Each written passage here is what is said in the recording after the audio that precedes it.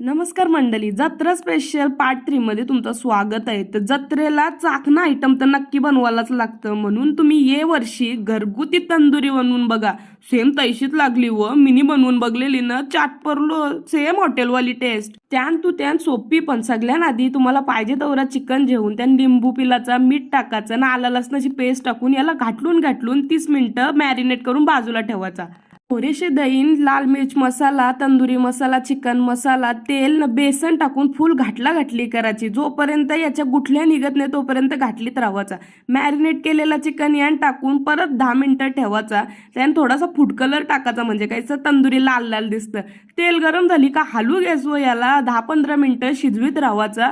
एकदा का आपलं चिकन रसरशीत शिजलं का मग याला तंदुरी फ्लेवर देण्यासाठी गॅसवर थोडा उलटा पालटा करायचा. जर तुम्हाला तंदुरी फ्लेवर नसेल पाहिजे तर तुम्ही तैसाच चिकन खाऊ शकता. व्हिडिओ मोठी होते म्हणून मी मेन चिकन